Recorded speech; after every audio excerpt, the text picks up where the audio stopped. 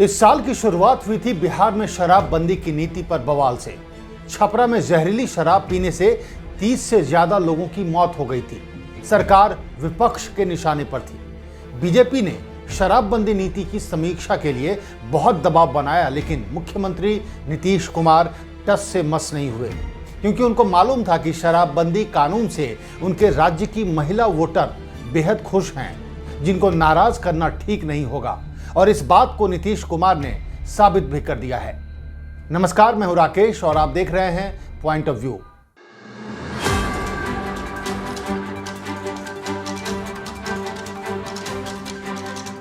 दरअसल शराबबंदी कानून की आलोचनाओं से परेशान बिहार सरकार ने शराबबंदी कानून को लेकर एक सर्वे कराया। उस सर्वे की रिपोर्ट आ गई है, लेकिन इससे पहले कि सर्वे के नतीजों पर हम बात करें, पहले ये जान लेते हैं कि सर्वे में कौन कौन लोग शामिल हुए। बताया जा रहा है कि सर्वे के लिए तकरीबन 10 लाख से ज्यादा लोगों से संपर्क किया गया। सर्वेक्षण के लिए सभी जिलों और सभी प्रखंडों को आधार बनाया गया। इसके लिए जीविका समूह से 10,000 दीदियों को प्रशिक्षित किया गया था। सर्वे के लिए ये दीदियां 7,968 पंचायतों में गई थीं। मद्य निषेध उत्पाद विभाग द्वारा तैयार प्रश्नों के एक सेट के आधार पर 10,22,000 से अधिक लोगों से सवाल पूछे गए। तो सर्वे के साइज का तो आपको अंदाजा हो गया। अब इसके नतीजों को भी जान लीजिए। सर्वे में खुलासा हुआ है कि राज्य की 99% महिला आबादी और 92% पुरुष आबादी शराबबंदी के पक्ष में है। सर्वे का कहना है कि 2016 में शराबबंदी कानून लागू होने के बाद से अब तक 1,82,00,000 लोग यानी करीब 96% लोगों ने शराब पीना छोड़ दिया है। यानी सर्वे की माने तो बिहार तकरीबन शराब मुक्त राज्य बन गया है, जहां शराब बिकना ही बंद नहीं हुआ, बल्कि लोग भी शराब पीना छोड़ चुके हैं। मतलब समाज में शराब को लेकर एक आदर्श स्थिति पैदा हो गई है। सर्वे रिपोर्ट के रिजल्ट को सुनकर किसी की भी हंसी छूट जाएगी। सरकारी संस्थान की मदद से तैयार ये सर्वे रिपोर्ट बिल्कुल सरकारी है। दरअसल बिहार की सच्चाई जानने वाला कोई भी इस सर्वे रिपोर्ट से सहमत नहीं हो सकता। सरकार के आंकड़ों पर सवाल उठाने के लिए हमारे पास भी आंकड़ों की ताकत है।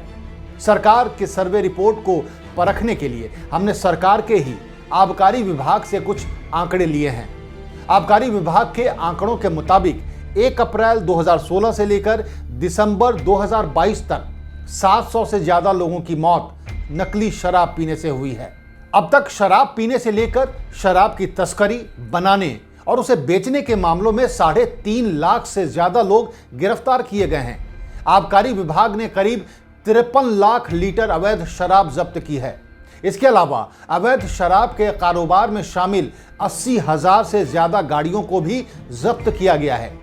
अब सवाल यह उठता है कि अगर राज्य में अब तक 1,82,00,000 यानी करीब 96% लोगों ने शराब पीना छोड़ दिया है, तो आखिर वो कौन लोग हैं जो राज्य में शराब की तस्करी कर रहे हैं?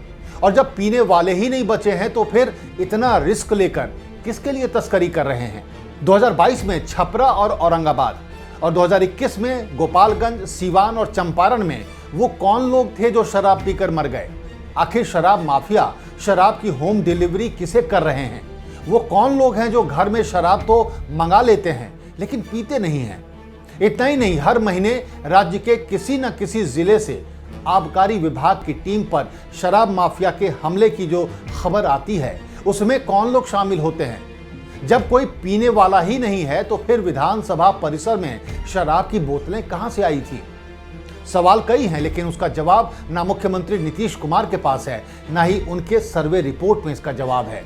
नीतीश कुमार ने राज्य की महिलाओं की मांग पर शराबबंदी कानून जरूर लागू कर दिया था, लेकिन इस कानून से गरीब और पिछड़े राज्य बिहार को हर साल लगभग 4,000 करोड़ रुपए से अधिक के राजस्व का नुकसान होता है। बावजूद इसके नीतीश कुमार कभी इस नीति की समीक्षा के लिए तैयार नहीं हुए। उन्होंने शराबबंदी से राजस्व घाटे पर हमेशा कहा कि सामाजिक नुकसान इससे भी कहीं बढ़कर है, हम अन्य माध्यमों से घाटे की भरपाई करेंगे। यानी जो सर्वे बोल रहा है वो शायद पूरा सच ना भी हो, लेकिन नीतीश कुमार का शराबबंदी के फायदों को लेकर विश्वास हमेशा से पक्का रहा है। पहले तो विपक्ष यानी बीजेपी भी इन फायदों में विश्वास करती थी। जनवरी 2017 में खुद प्रधानमंत्री नरेंद्र मोदी ने इसकी तारीफ करते हुए कहा था, नशा मुक्ति का जिस प्रकार से नीतीश कुमार ने अभियान चलाया है, आने वाली पीढ़ियों को बचाने के लिए उन्होंने जो बीड़ा उठाया है, मैं उनका बहुत बहुत अभिनंदन करता हूं, बधाई देता हूं। लेकिन सत्ता के साथी बदलने के साथ ही बीजेपी के विचार भी बदल गए। 15 दिसंबर 2022 को बीजेपी के राज्यसभा सांसद सुशील मोदी ने कहा, हमने साथ दिया है, आज भी हम साथ हैं और शराबबंदी के पक्ष में हैं।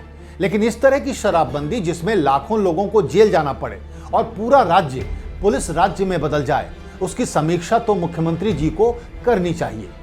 लेकिन शायद नए सर्वे के बाद विपक्ष ऐसी मांग न करे। हालांकि समीक्षा तो हर कानून की होती रहनी चाहिए और शराबबंदी को लेकर तो कई गंभीर आरोप भी लगते रहे हैं। जैसे एक आरोप तो ये है कि शराब तो प्रदेश में सब जगह बिक रही है, लेकिन राजस्व का पैसा अब पुलिस और शराब माफियाओं की जेब में जा रहा है। इसके साथ ही कहा जा रहा है कि शराबबंदी को पुलिस ने गरीब तबके के खिलाफ दमन और उगाही का हथियार बना लिया है। इतना ही नहीं, मुख्यमंत्री का जो दावा था कि शराबबंदी से राज्य में अपराध कम हुए हैं, वो भी गलत साबित हो रहे हैं। यहां तक कि महिलाओं के खिलाफ भी अपराध साल दर साल बढ़ रहे हैं। ऐसे में सरकार का ये सर्वे विपक्ष का मुंह बंद करने के लिए तो अच्छा है, लेकिन अगर महिलाओं के साथ साथ शराबबंदी का फायदा पुरुषों तक भी पहुंचा है, तो कानून के साथ साथ उसको सही लागू करने पर भी जोर देना होगा। तभी शराबबंदी से आगे भी चुनावों में फायदा मिलता रहेगा और सिर्फ महिलाओं में ही नहीं, पुरुषों में भी मुख्यमंत्री नीतीश कुमार का दबदबा बना रहेगा। वरना आंकड़ों की जादूगरी आंखों में धूल तो झोंक सकती है, लेकिन हकीकत को नहीं बदल सकती। तो कैसा लगा आपको हमारा पॉइंट ऑफ व्यू? अगर आप भी हमारी राय से सहमत हैं तो हमें लाइक और सब्सक्राइब करें